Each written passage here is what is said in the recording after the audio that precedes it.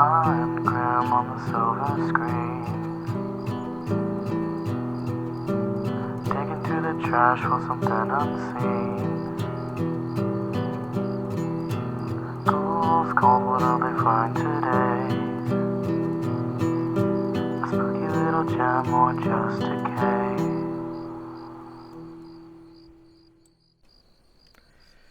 Hello, dear monsters, and welcome back to Ghoul's Cold. Grim here.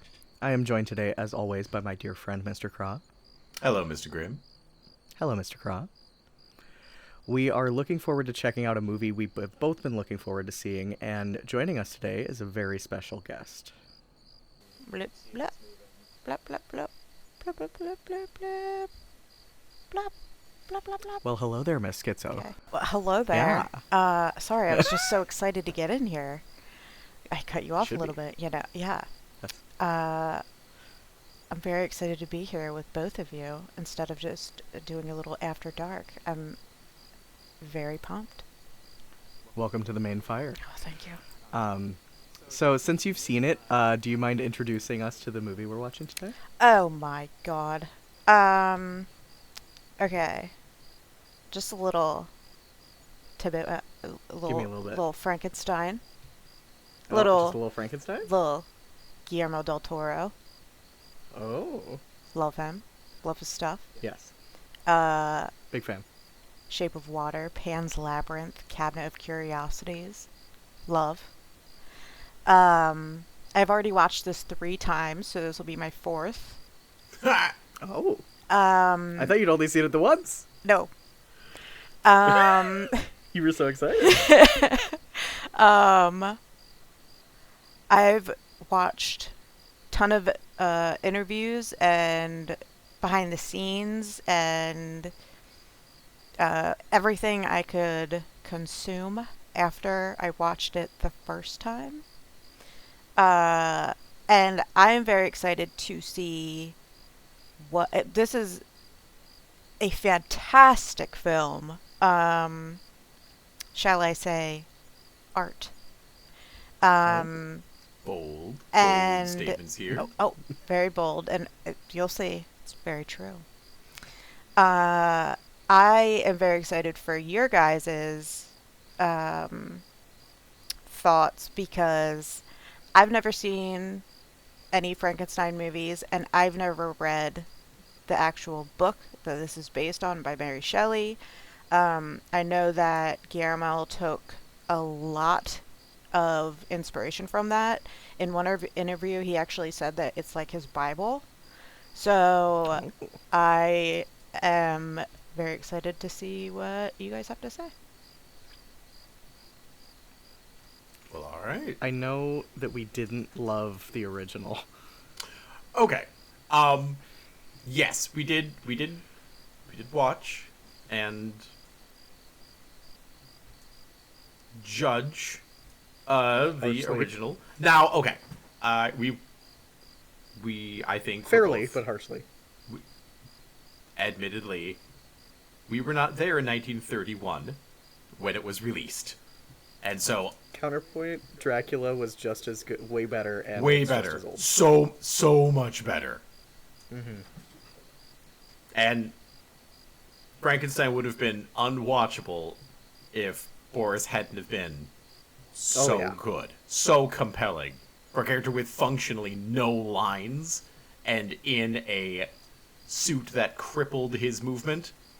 Incredible. Yeah.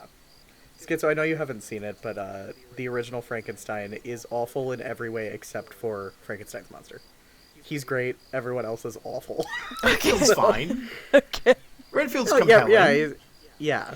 He's off. Wait, no. Oh my God, no. Not Redfield. Same actor. Redfield's yeah. Yes, he was Dracula, but Dwight Fry. Dwight Fry. I apologize. Yep. I've He never does a seen great job. Dracula either. Baby, I'd love to watch it with Next you. time. It's so Next good. time. Next time. Yeah. All right. All right. So, with that in mind, shall we go watch the trailer? Refresh ourselves a little bit. I know you love it. Let's go. So, all right. All right. Well, we will be right back, and we'll discuss it when we get back. All right, and we're back. So, I have some thoughts. Does anyone else? I will hold my thoughts until the end. I will let Okay. you I will let you guys go. This is your show. And yeah. Kraa, Yes. what are your thoughts? Okay. I'm worried. I Why? am. Because it looks good. No. Well, that's. So the problem is, I, for some time, have been concerned about Mr. Guillermo's lack of fear. This feels like he's not scared. You know my views. I think fear is necessary, especially in these kinds of large production issues. Tim Burton, once he was no longer scared of getting funding, right in the crapper. Lucas, Yeah. same thing.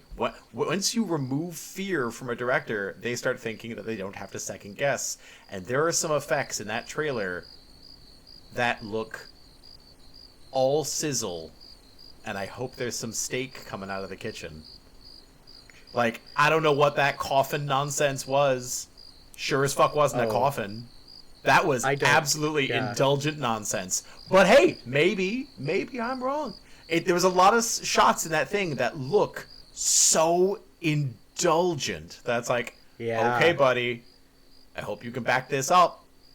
Because So- if you can't, I saw how there was like, oh, the maker of Pan's Labyrinth. So I'm not a huge Pan's Labyrinth fan.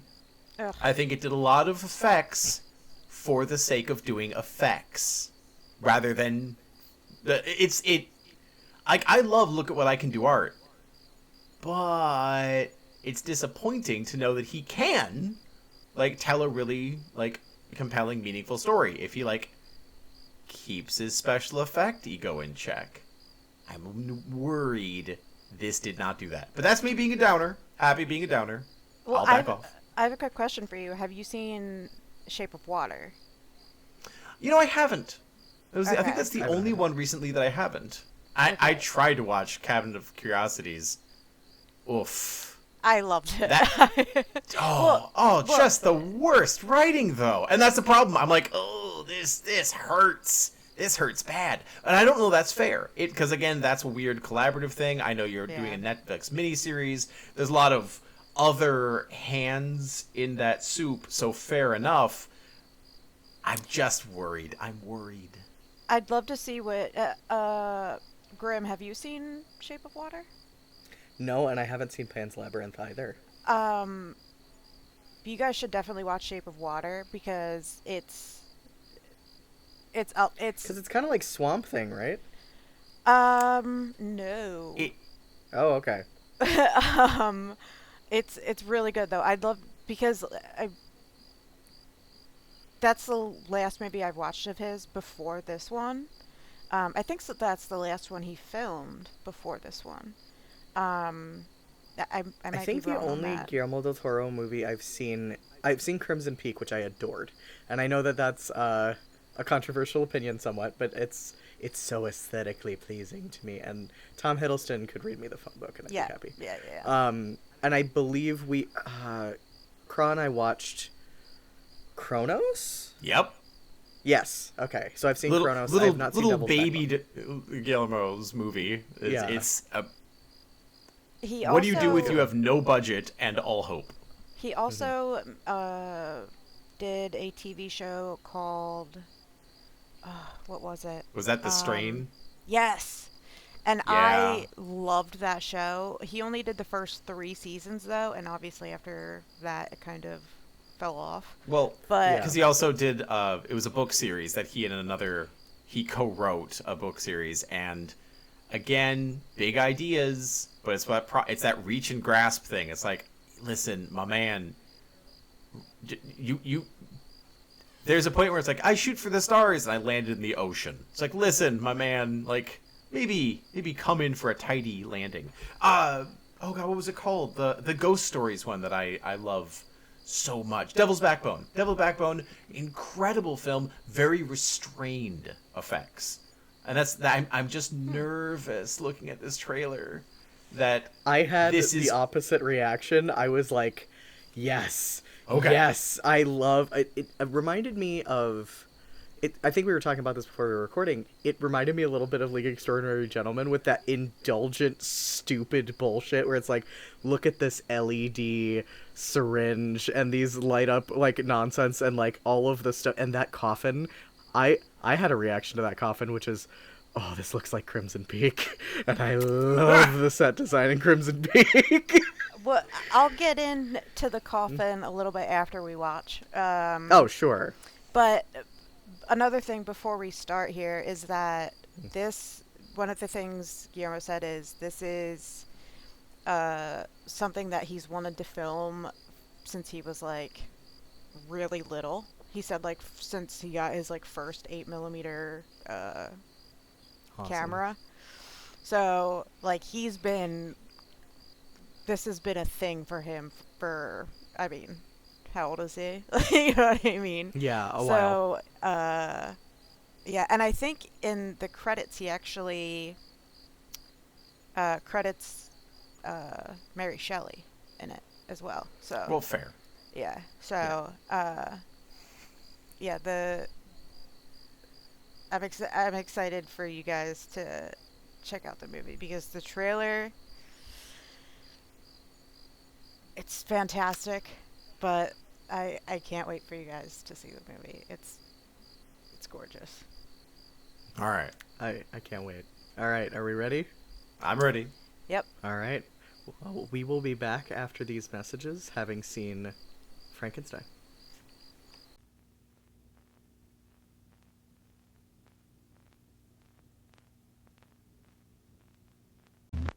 A cup of whipped hot chocolate tastes great right now.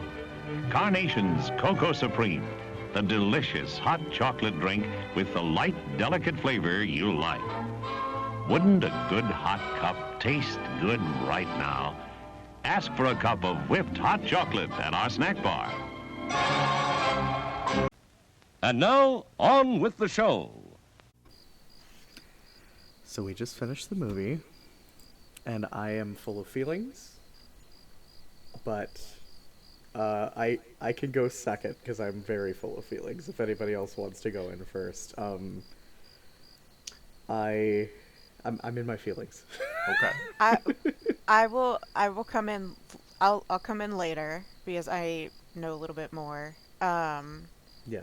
But if somebody talks about something that I need, I will speak up. Because I hope oh you do. man, I'm glad that you're here as a font of knowledge and tidbits about the making of, because Okay. I intend to deep dive into this for minutia when this is all over. yeah. So I would like to start not an apology, because I hold on to that trailer is rough, but trailers are rough. And I can't think of how you would cut together a trailer to accurately present that film. Because the fast, dirty thing they did was, here's a bunch of spectacular moments. And they were spectacular moments. The thing is, I don't think they were spectacular while the movie was going. And what I mean by that is, everything that I saw in the trailer seemed bombastic and crazy, and the color was over the top, and the design was nonsense. Except if everything is so sumptuously set dressed, and the colors are so rich, and just every single scene is like that, well, it's just normal. Like, all of those scenes were normal by the end of the film. Like, all those individual parts felt jarring because they didn't have context. When they had context, none of them struck me as strange at all. So Nothing out of place. Yeah, I have been burned before, and I apologize for going into this thinking that, like, oh buddy, is this an over the hill moment? I think the worst thing I can say about this film is I'm so sad that this is on Netflix. Right. because I worry because this rhymes with Edward Scissorhands when it came out, and it was Yeah. So like, you think it it's was dated? huge.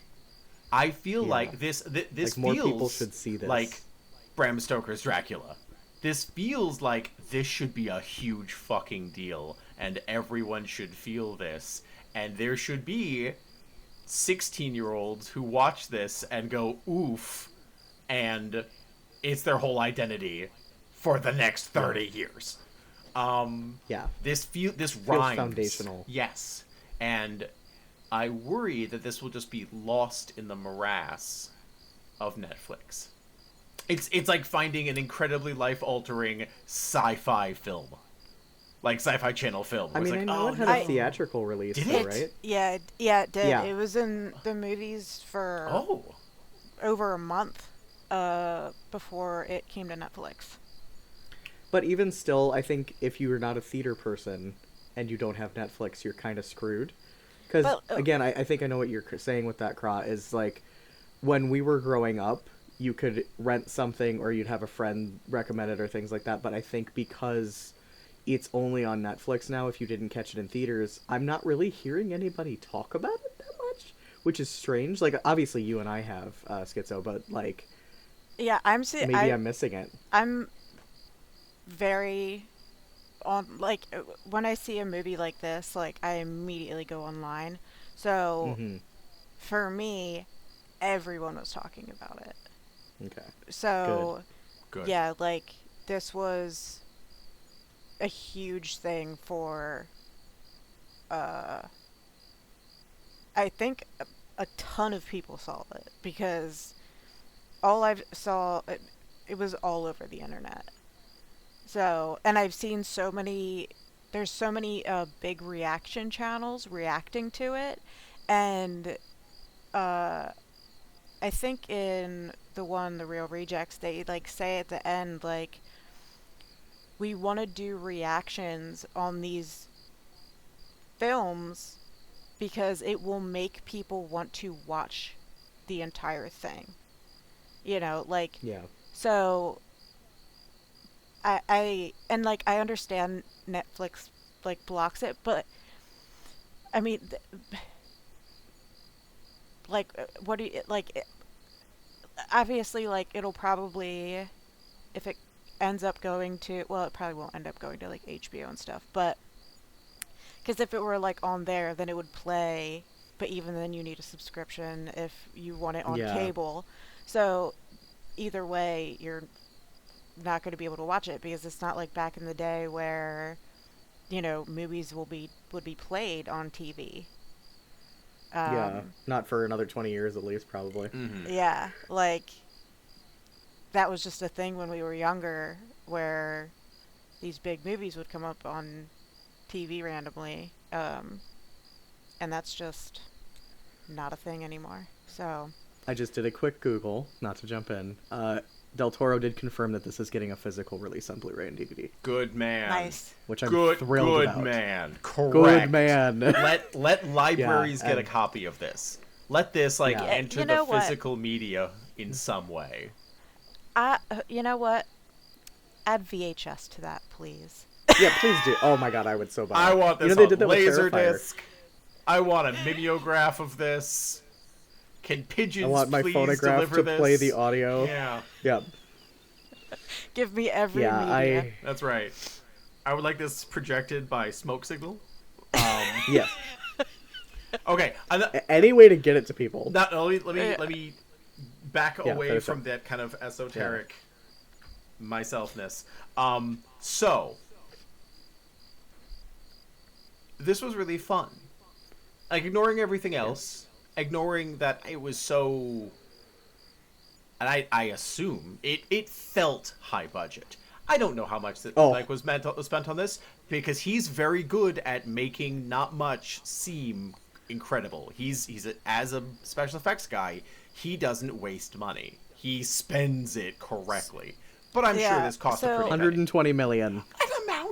An amount, fair An enough. So I'll add a little bit here. So that entire ship was built. Like, Fair. they built that entire thing to scale. The bottom, I heard Kraa when they showed the castle. You got very excited about that, which Oh, that it was does me. look. Oh, that was you. Sorry. Yeah. Um, One of us was very excited and it was me. Yeah. The bottom half of that castle is real. I can tell. It's just the top that. Sure. Yeah. Nobody builds castles like that. It'd be stupid, but God, I wish they did. Yeah, and like all the other stuff, they built quote unquote miniatures because they obviously weren't. Maxatures? Yeah, Yeah. exactly. So like, there's a video on YouTube of them showing the actual explosion from the tower that they blew up like the maxature of. Yeah. So like you can see all of that, and they actually, that's actually a thing that they did. I can't wait to watch the behind the scenes for this stuff. It's so good. Because, do you want to let me off the leash? Okay. Oh man. Oh my God. Okay. Those effects. Like, there was some CG bit. I will be honest. Like, the wolves, Yeah. a little rough. Yeah. Yep. Little I rough agree. CG. But I am forgiving it completely because that anatomy scene where he's putting the body together. Oh my God. And even before that, when he was working on the dissection of the body and the back was flayed open, Yep. I was looking at the skin and it looked like there's this, there's a term for it, subsurface scattering that happens when you put light through skin. So like if you shine a flashlight through your hand. Yeah. It was doing that, so they were clearly using real skin or something like that. Not real skin, but real skin TM. It's a type of silicone. And the way, like, even you could see, like, the tiny little textures on the hand. Like, someone Yeah. must have spent so long on that. And, like, it wasn't all hyper real, because, like, even with the dissection, like, he was very bright red in the inside. Yes. Yeah. And it looked like it like, but that's so it like popped on camera and matched the rest of the incredibly indulgent reds that would come up Yeah. every so And- often, but he didn't overdo it. And then the fact that it's practical and has the animatronics inside of it. That first one where it's like the half the body and it's like jittery, that was so cool. I'm like, Yeah. Guillermo, your basement looks so cool now, probably, and it already did because you have such cool stuff. But like all the props from this movie, not even just the effects of the anatomy stuff, but the blunderbuss with the rotating Oh, barrel. yeah. I'm sure you heard me freaking out about that. Like that and like That was the such the movie batteries, the bullshit. galvanic it's so stupid. But like the chest cage with the ribs and the battery in them, I was like, oh my God! And those big, huge like Tesla coil looking batteries. Yep. And just even the gas cans. Like I know we were joking about there being like 100 of them, but they all looked great. They were copper. Yeah. And just every little bit and like every set design, I can see why you watch this so many times, because I saw like there was a tiny bit in the background of him pleading his case to the Academy of a guy like walking up and leaving in disgust, and like that's just such a little thing, and I'm sure there's so much of that happening, and I could keep going about the props and stuff, but like yeah. Man, That's one of the big things for me that I look for, especially in new movies. sure. Oh, Um, absolutely. And when I saw the first scene where he's in the rotundra or whatever it is, like talking Yeah. to the Oh, the surgical theater, I think it was. Yep. yeah. I don't even know if rotundra makes sense there, but you know. We're on board. We're on board. Rotunda. Yeah. Okay. Brain's a got you. little You're brain's fine. a little messy We're after good. that movie We're good. because it's so Fair. good. But like, cause that's I think the first special effect that comes up, I believe. Yeah, the first like big, because Yeah. I don't think that there was anything like there was makeup and oh, dude, the costumes. Oh my God. Yeah, yeah. There's a making. Oh. There's a making of on the costumes as well. I I can't remember Kraa said not too long ago that, or one of you about like the color. Oh yeah, that was Kraa, I think. Yeah, and they even talked about the color when in the behind the scenes because like being obviously, period accurate. well, no, because the fact that it's gonna look different on screen, so they had yeah. they had to like they like made sure everything was perfect. Because I think I was talking to you, Kraa, maybe a couple weeks ago about how bright everything was in that era. Well, yeah, it's one of those things where I mean we don't have accurate color photography, but we do have paintings. So you can you can check out what period artists painted these scenes, these dresses, these like kinds of environments looked like, and this felt like those paintings. And there's that we'll call it weakness to when people want to make period accurate pieces. What they actually do is just take whatever the modern color palette is and then slap it on whatever costumes they can get their grab little mitts on. This felt like very dark, very rich colors because that's how expensive works. Yeah, More dye equals more money. So the like reds, yeah, the reds obviously, but also the greens. blues and the greens, Yeah. the floral elements. It was that moment where we see early in the film the painting of the painting of the memento mori, and all of the colors on that palette on that still life. That's the color palette of the film. The peach, the other fruit on the table, the pomegranate, like all of these like very sensuous, like rich colors. And since the whole point, and it's delightful they didn't discuss it, the whole point of a memento mori is remember you will die. It is pictures of beautiful still life elements that are decaying, that there's always an element that's a little off and wrong. And it's strange to me, or not, because again, this movie was not subtle. This was a super text film. It's like, did you know there's a message? We'll be back in 5 minutes for this message.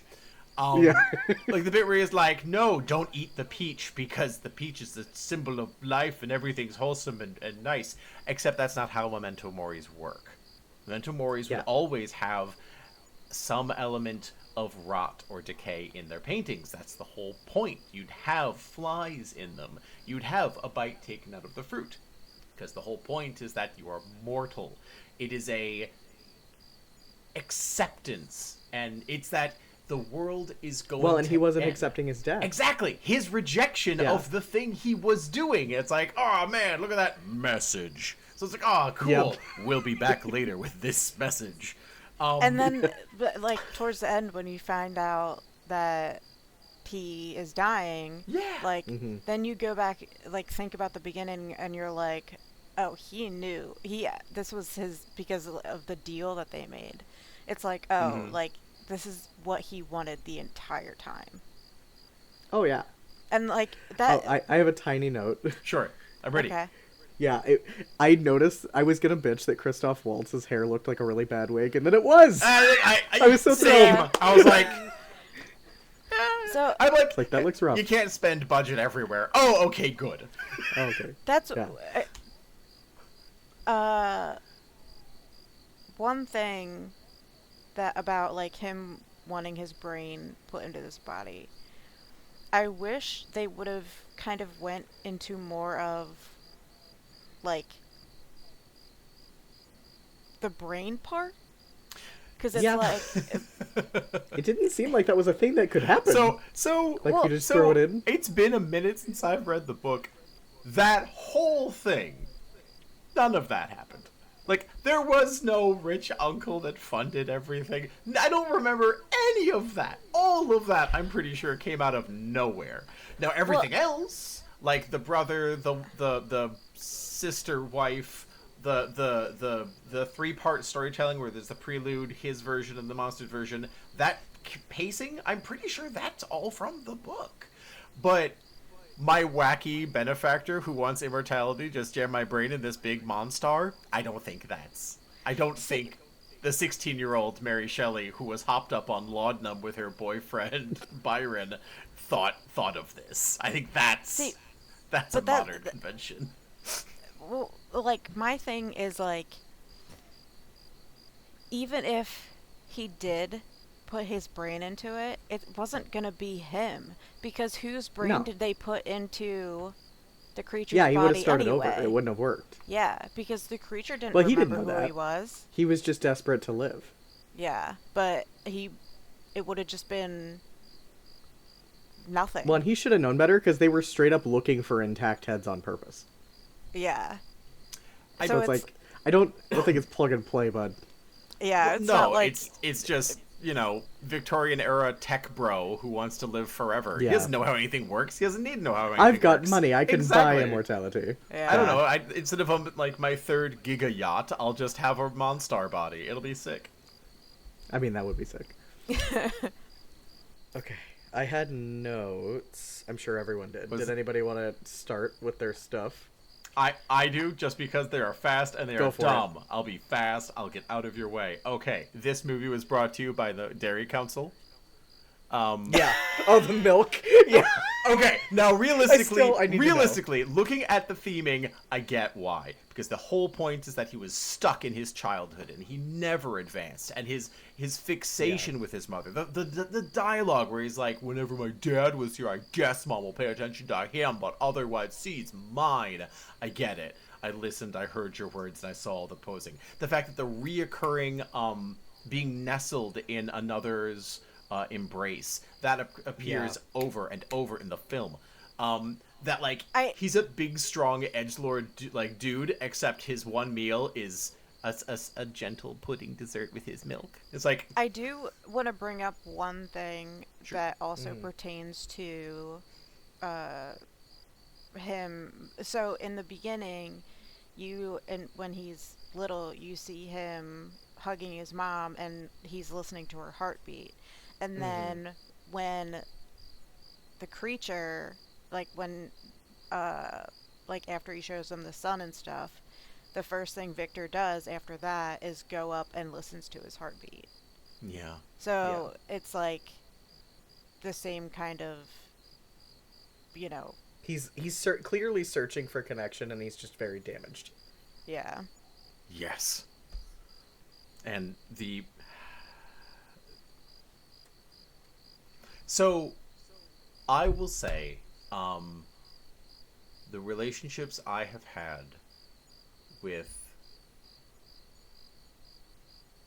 other people, and the relationships I've observed between parents and children, and from both sides, there were some incredibly painful scenes in this.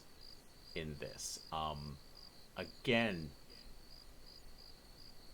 just agonizing scenes, brilliantly acted and written and directed. Oscar Isaac, phenomenal. I have no idea who the monster is. I Skitch, want to do you- know, because he's amazing. who is Jacob this? Who is Elordi. this? Jacob Who- Elordi. What did he? We work at a deli before this. Who is this man? Does he come from dancing? Because his physical control is exquisite. I think he might have been in Euphoria. I'm looking. Okay, because Oh, he's in Saltburn. I still need to see that. Oh yeah, that's right. he seemed young, He so I'm was- not expecting he him to was have a in Saltburn. huge He's filmography. 27. Okay. Yeah. But Oscar Isaac does I bought in. It's like, oh, look at this miserable, awful parent, this deeply Yeah. abusive narcissist, this cruel, selfish, completely understandable character. Because this wasn't, mustache twirling, I'm the bad guy. This is like, you you were broken. You had no chance. Your father wrecked you. And this I'd is like what you to- are. Sure. I'd like to throw in a little tidbit here. Sure. Mia Goth actually played the mom as well.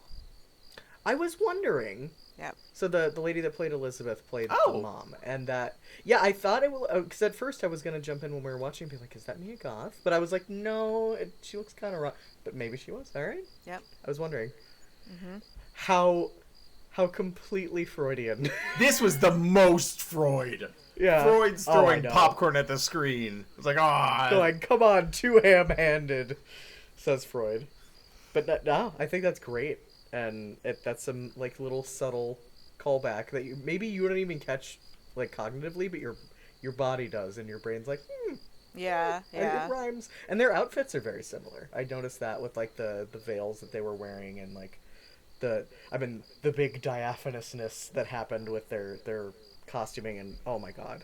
Mm-hmm. That's 90% of why I loved Crimson Peak so much was the costumes, and this had this like turned up to 18, not even 11. Like it was just Yeah. Yeah. carry on, yeah. Kraa, sorry. No. And the Yeah.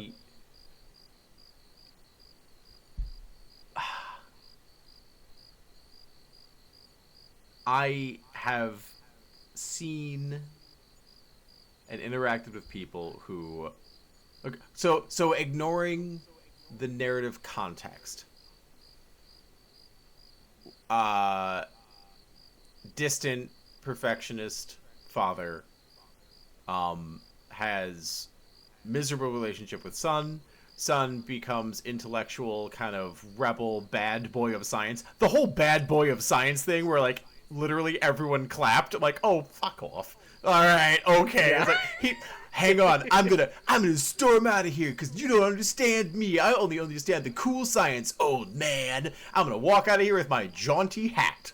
And it's like, okay, all right, buddy, okay. Like, did you clean up your corpse or did you leave him there? I mean, just put that out there. I gotta say though, I would have done the same thing. Yeah.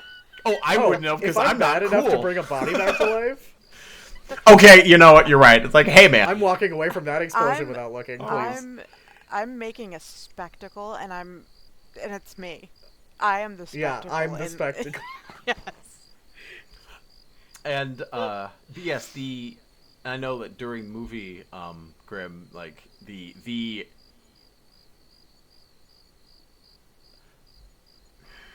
that there's no distinction, there's no delineating mark between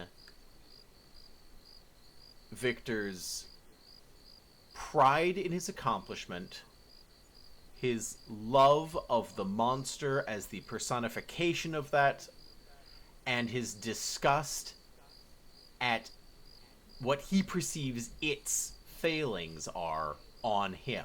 Because at no point does he see the creature until the end as anything more Yeah. than an extension of himself. Yeah. It's like, you are me, and that you are failing means I have failed, and so I must hide you. Because Yeah. I judge myself through your success, which is, of course, exactly the abusive nonsense that character's dad did to him. So, again, this ham fist wore a velvet glove. So it kind of walked you through gently, but these were unsubtle. But that doesn't mean they aren't true. And that hurt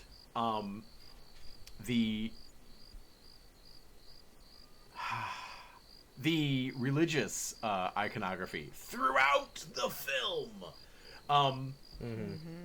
So I'm not, and again, some of it I may actually be reaching on. So I know that Schizo, when like we noticed like the wound on the creature's side, which Yep.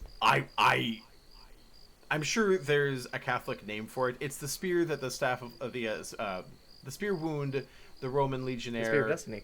The Spear of Destiny, Spear of Longevity, like the yo man, you're having a rough time. Kastam! To kind of help hurry Christ along on his path to the next world, because again, Roman soldiers like, let me do you a solid, because suffering on a big stick for telling everybody that it'd be cool if we were nice to each other seems like a bum deal. I'm gonna give you a little poke. Hurry on your way. Yeah. But like also the wrappings around the creature's groin are very similar to how the loincloths are depicted on most crucifixions in Catholic iconography. Yeah. I wasn't sure because I was back and forth. I'm like, is this supposed to be crucifixion coded, or is this Saint Bartholomew's?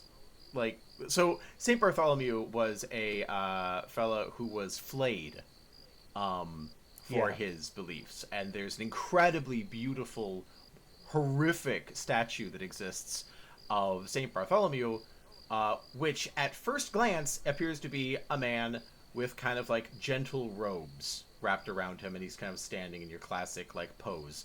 But if you look slightly closer, Oh, that one. it's not robes, it's his own skin.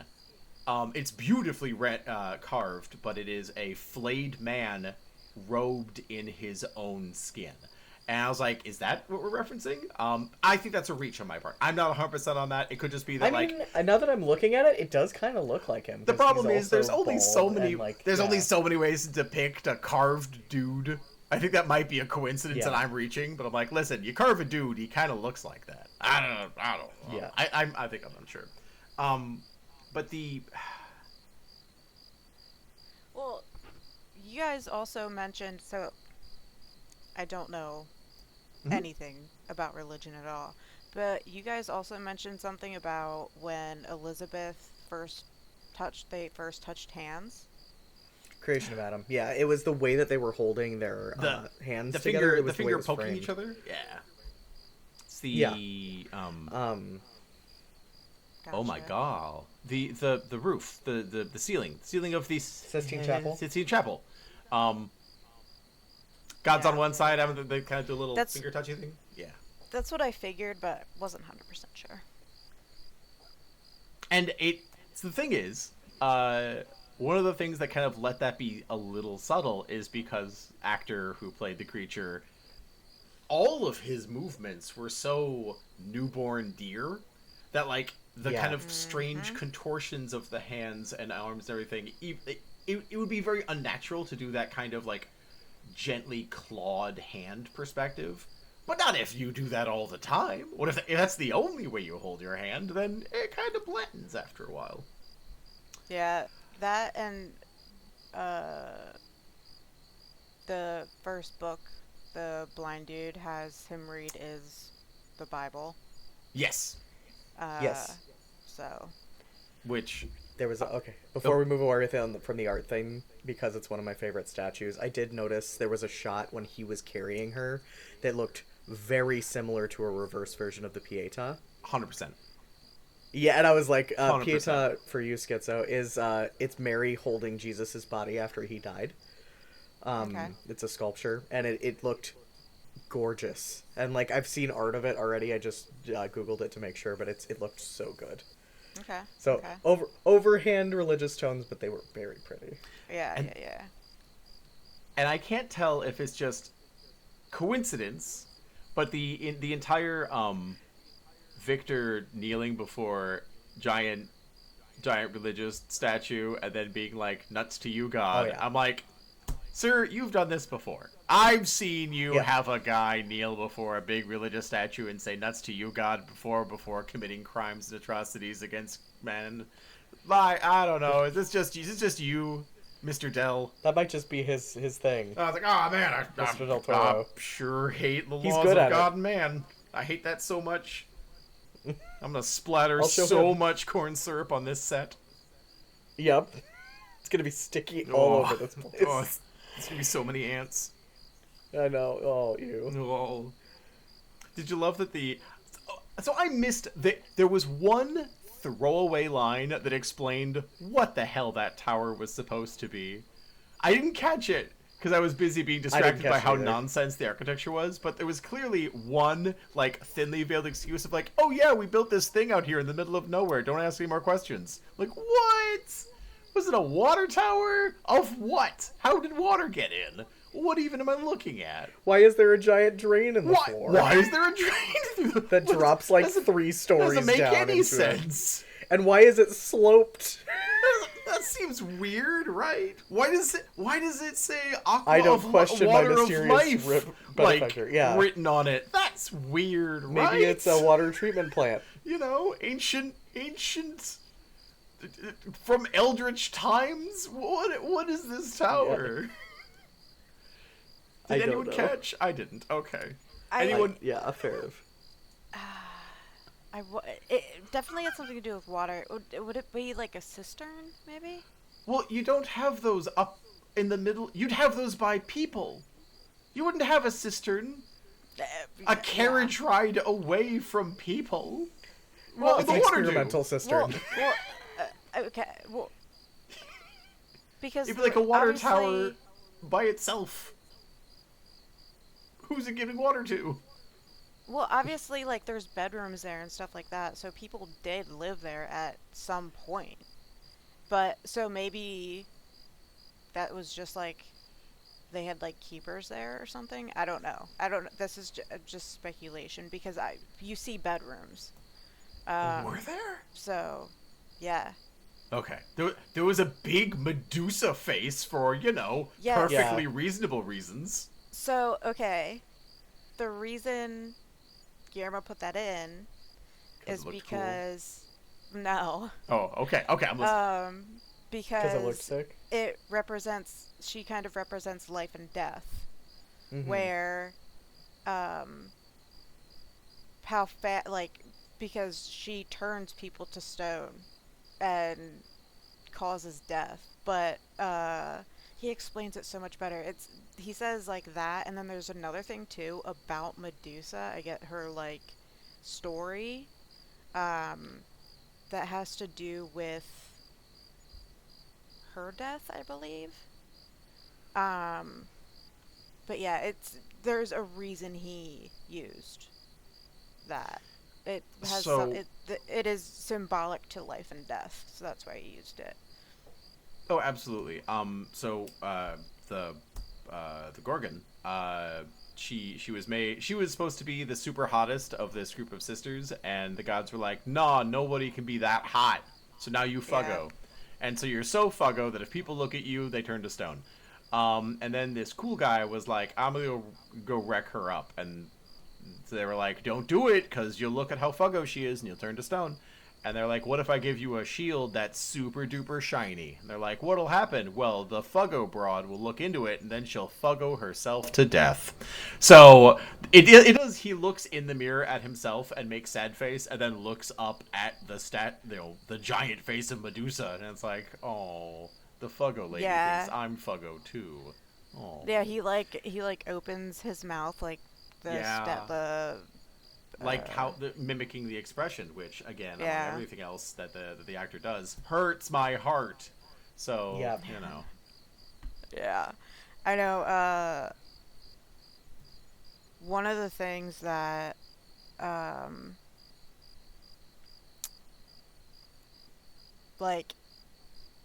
hits me the hardest in this movie. Okay, David Bradley, love him. Yeah, he was great. One of my favorite actors.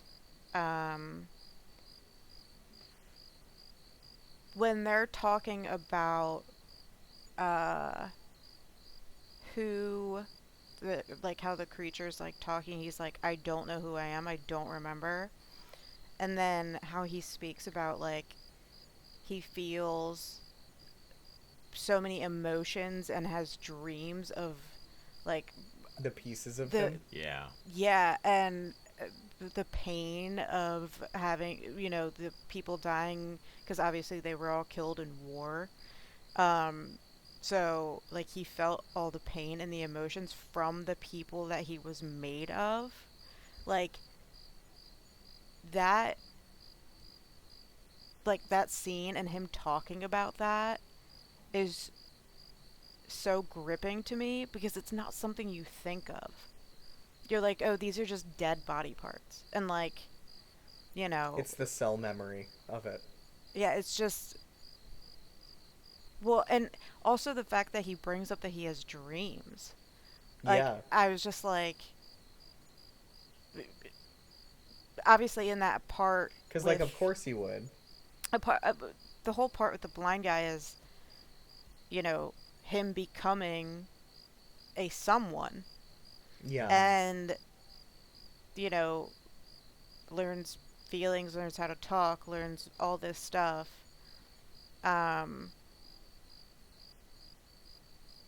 and it's so beautifully done. It's so beautifully done. I love it. It's when he has him pat him on his head Oh, Yeah.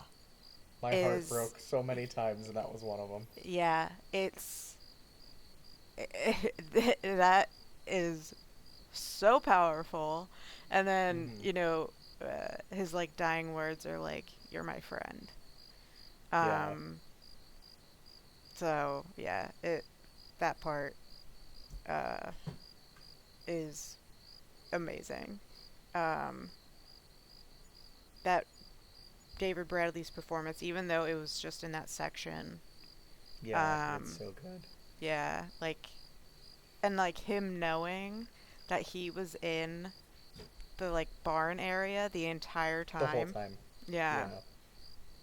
Yeah. Um, I loved that. I loved that. And like even him like still saying the spirit of the forest, even though like I don't know. He knew better. I just loved that part so much. So Oof. All right. uh, Well. Oh, do you have any more schizo? I have so many. I know. But I Shall I? are There's Do you have any left? you ready? I'm ready. there's only Oh, sure. Okay. If you want to finish up yours, go for it. yeah. Please do. Okay. You Kraa, guys, are you done with yours? Oh, 'Cause it's I have a like- lot. Okay, it's true. It's true. Oh. I wasn't sure if you had Yeah. like reached a conclusion of Oh. like. Oh, yeah. okay.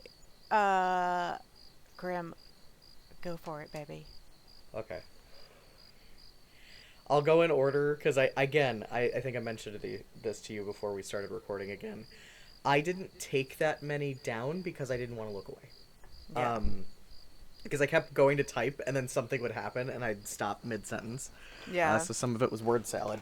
But, so I wrote, visually, this is one of the most delightful things I've ever witnessed. Because it's just so indulgent. It was Yeah. visually, and we already went into that, but, like, just visually incredible. I can't wait to watch this again. The Um, dude, like Yeah. the one when he first comes up to that house and like it has the mountains in the background, and then You even probably heard me. even the ending where Mhm. it's just him on a flat frozen piece of ice and there's nothing except the sun. Yeah. Like even that, like when there's nothing there, it's just like Stunning.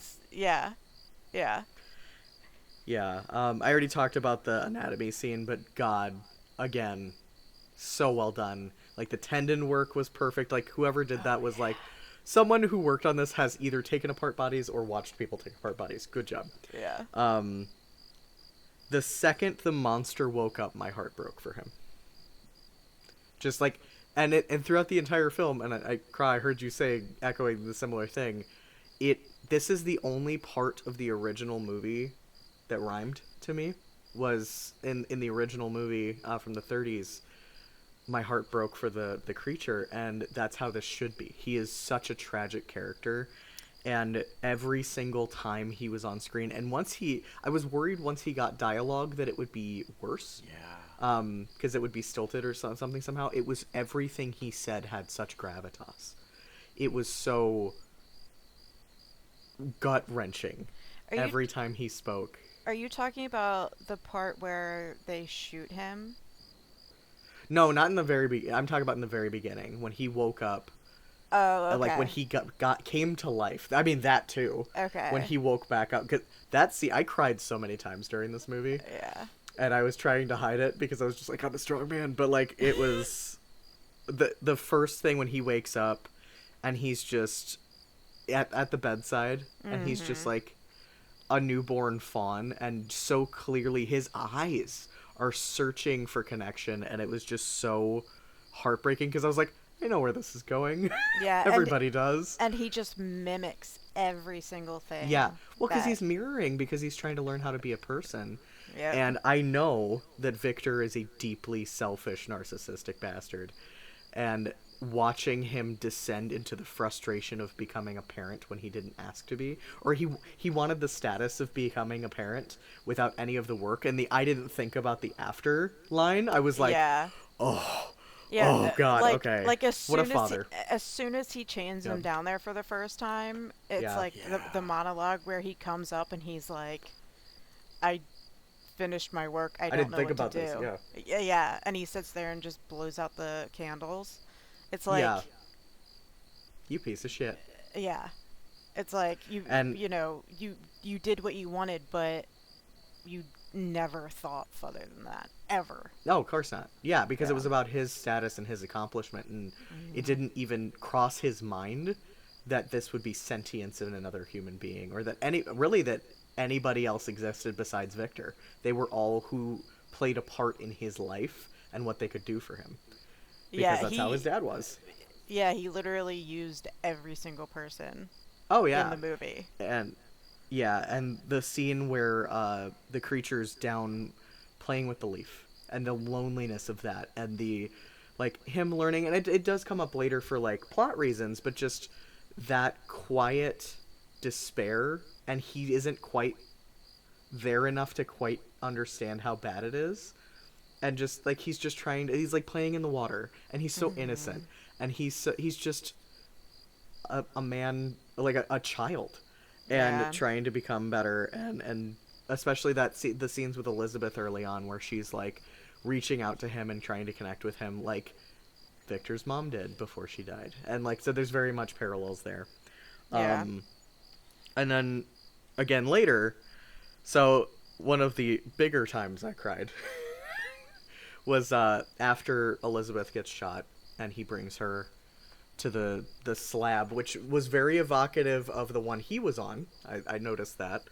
And her saying that little tiny monologue about finding love, and it's best that I fade away with you. Yeah. That killed me. And that she still had the leaf in. Yes. Yeah. And it was just because I remember Victor giving her shit about oh, you're attracted to him, and it's no.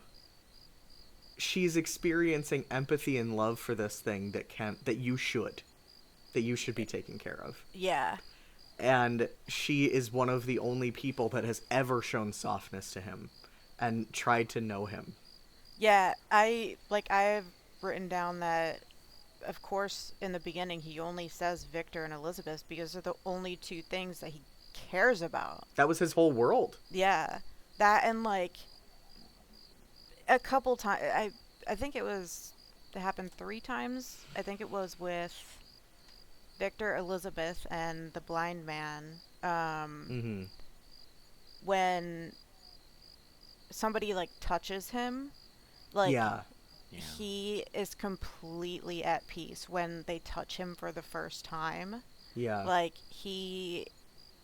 You can see it in his eyes that he's just he wants it so badly. Yeah. He just wants someone to be tender with him and connect with him and understand him, and that yearning, I think a lot of people can identify with that, myself included, of just you just want to be known and understood and feel that, and he craves it so desperately, but because of what he is or how he perceives himself to be, he has a lot of self-loathing about what he is, and trying to say that I want this, and he even asked Victor please make me someone if I'm stuck here, because I was wondering, I thought that he was gonna go ask Victor to kill him, just please end my suffering, But that line killed me too. If he's like, the only escape that man has from pain is death, and I have been denied that as well. And it's like, oh my god.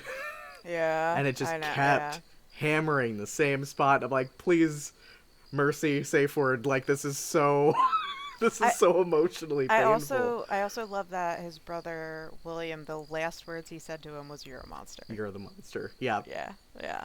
And the other scene that I wept a lot harder was the last one between him and Victor when he called him his son. That was like, oh man. And that he forgave him, because better man than me.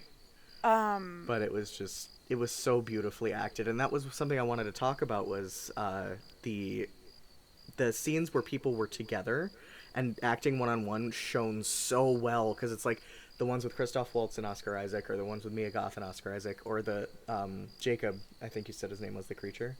The one-on-one. Jacob Elordi. Yeah, like the one-on-one playing off of each other scenes were so good. Yeah. The forgive thing at the end. Mm-hmm. After watching it so many times, one of the first things, or is it the first, or like when he's dying? I don't remember. Bad memory. But he tells the creature that he needs to forgive. Like, Forgive himself. well, That was it later, forgive? but yeah. Yeah, but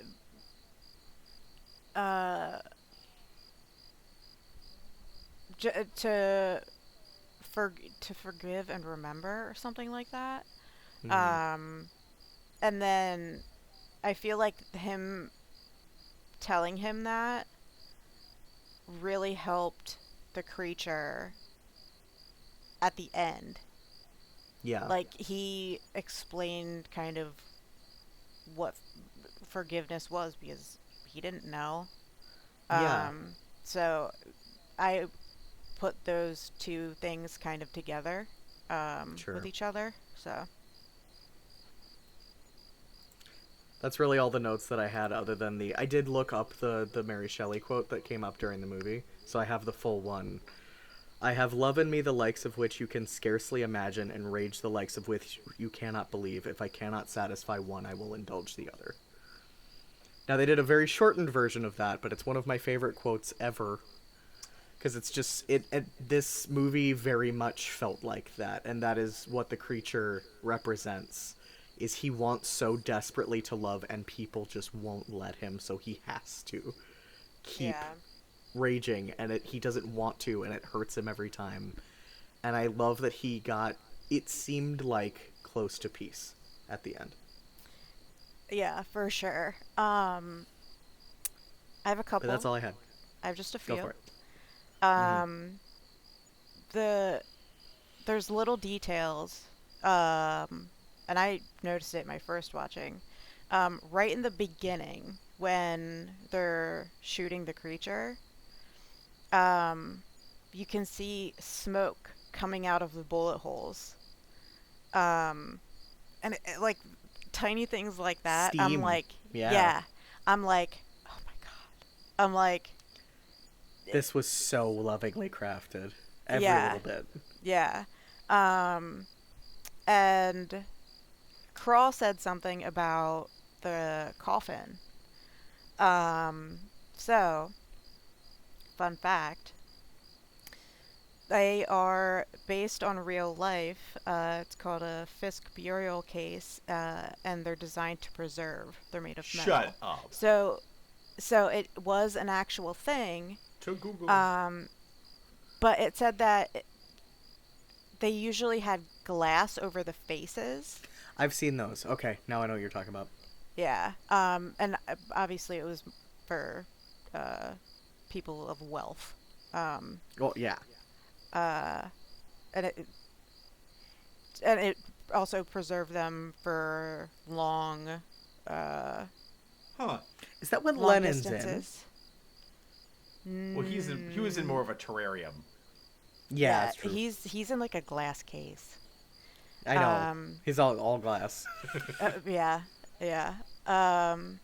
That's my display, Lennon. Please don't touch. Yep. Yeah. The part before Victor burns down the place and he's like hitting him in the legs and he's like, Yeah. show pain, show pain. He's showing pain in his eyes. The whole time. Yeah, like, Oh, Victor's not looking. No. yeah. Yeah, like, does he want him to scream, I guess? Like, I don't know. Weep. But, yeah, but you could see it. No, he wanted to hit him because he was jealous.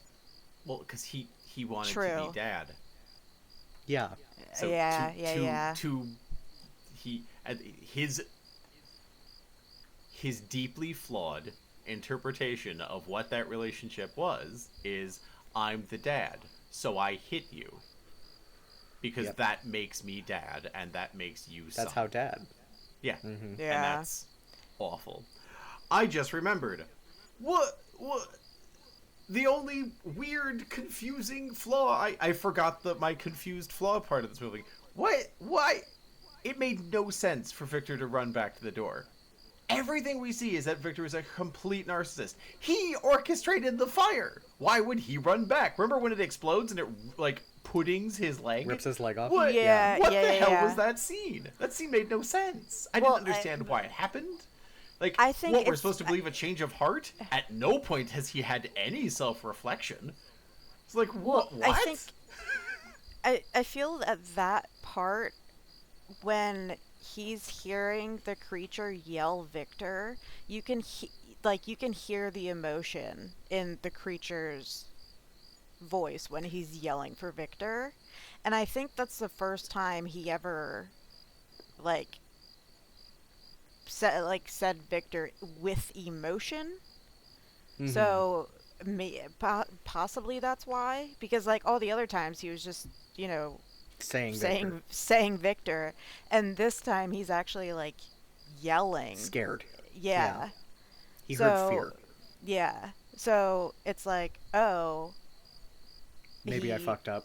yeah, like because Or he realized all his notes were in there and they were burning and he was worried about that. That would make more sense. Or like, yell at my sandwich. Oh no, I was gonna eat that. Yeah. My nuggies. Yeah. It's He's that a prick. the scene right before then is him again abusing Beating the him. creature and saying, just say any other word and I will let you go. And so he says Elizabeth and he goes, nah, I'm still gonna cook you. So Nah, you're like double like, dying. yeah, it's like there was no that is not an empathetic creature. I'm sorry, an empathetic Victor. So the idea of him being like, nah, and like he looks back and again, man of science, that is a building on fire.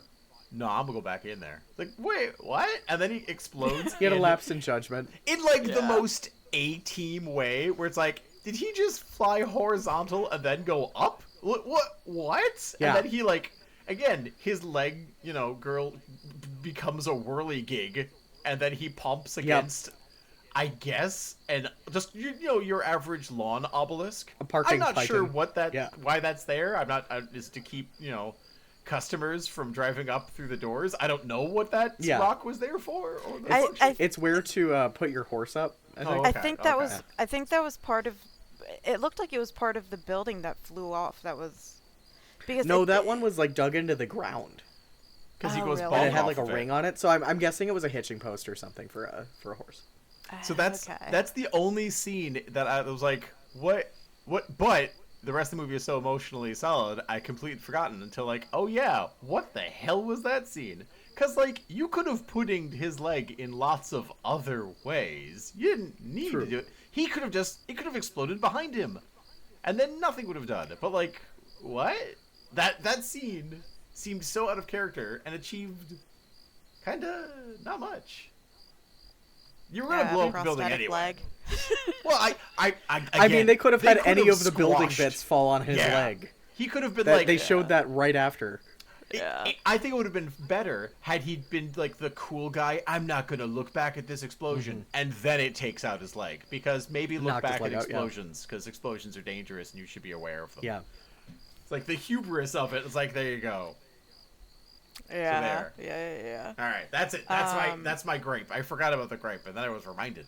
There it is. I It was in put just like a little quote down, and I don't remember why, but it was like Go for it. profound to me. It was Heinrich telling Victor that it was like clutching a new pet and strangling it. Yeah. Yes. Because he's talking about, like, you're holding too tightly to what you're doing, and you're, like, way too passionate about it, and you're turning people away from you. But Yeah. that's poignant later, because that's absolutely what he's doing, is he's like, I love this idea so much that I'm killing it. Yeah, like for and some reason. later when Mia's telling about ideas are not helpful. Yeah, for some reason that line just like stuck out to me because Mm-hmm. that's what he does. Yeah. Two more things. The glow in his one eye that he has. Yes. I loved Yeah.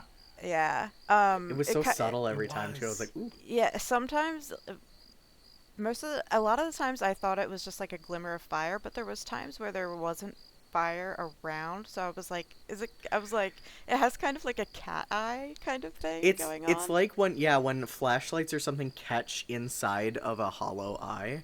Like, Yeah. so it happens with cats and dogs a lot, and it was Yeah. just ever so slight when the light would hit it. It was very beautifully done. Yeah, and every time there was fire around, you would see it as well. The fact that his only tear was at the end. Mm-hmm. And that's all of my notes, but I will give my rating last because there's a reason for my I'm rating. surprised. There's a reason for it. Kraa, do you have a number? Me? No, Kraa. Oh, I do. I do.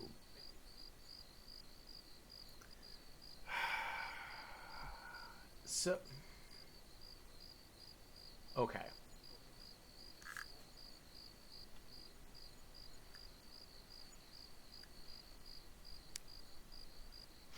The thing is,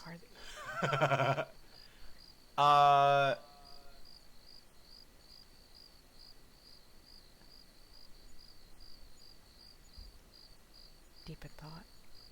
You know. so the number's 9. Now, give me a minute. Okay. I can't really. So the thing is, I don't think I would want to watch this whenever it came on, because this Sure, was this is an endeavor. this was heavy. It's a 9. I will out to watch this again, and it was fun. But I've interacted with having a son and being a son, and there are parts of this that hurt, and not in a my problem way, not a Sure. this was the filmmaker's fault. I would say that unless you happened to have a flawless relationship, as a fella, if you happen to have a flawless relationship with every other male in your life, then this movie may affect you. And so in that, I would say that where like other 10s we've had were just riotous good times, there are parts of this film that are not a good time. And that's not a bad thing. So since the rating system is based on watchability, on repeat expression, I would say this isn't a light decision to watch this. I want everyone to watch this, but this hurt, and I want to watch it again, but I'm gonna need a minute. I'm gonna need a little time before I come back to this. So I am a 9, just because this is so heavy a meal. I need time to digest it between servings. Yeah. I came to the same conclusion. I was gonna give it a 9, and generally, I will give 10s if I have no notes. And for this one, I don't. I don't think there's anything I could do to improve it. Really don't know of anything I would change. Now I might be wrong about that, but just on first blush, I love it as it is. But this hurt. It hurt in many different fun ways, where it was poking bruises I had forgotten, new ones, old ones, reopening stuff, and it's like, oh, right. But that's what good fiction does. And I think this is beautifully done. I think, as a guy, there is a lot of things that watching this makes me feel. And anybody with, again, any relationship at all can identify with a lot of the themes in this movie, and rejection and things like that, and wanting to find your place in the world. So I too I want to watch this again, because there's so much to see and so much to enjoy, but it hurt. And I love it for that. And I was thinking about the other 10s though, because Moulin Rouge is also a 10 for me, and that movie also hurts to watch sometimes, but it is a bit more fun than this one. Most of it. So I think I'm a solid 9. I think that's where I'm at. Okay. Mm-hmm. Are decimal points allowed? I will allow it for you. Okay. I want to know, but you justify your answer. That's my only requirement. Oh, I will. Okay. Break it out. Fractions. So, unlike you guys, I don't have like that kind of. I don't have like, yeah, which sounds terrible when I. You travel light. No, I mean it's fine. It's true. If you carry on, you're alright. So for me, it's like, yeah, there's times where I get upset, and it like even now, like the part with David Bradley is so heart-wrenching to me. Mm-hmm. That's the only part that I cried at. Yeah. And I believe I teared up when I watched it the first time when Elizabeth is dying. Yeah. But so I have no notes to make, Mm-hmm. but I would make this a 10,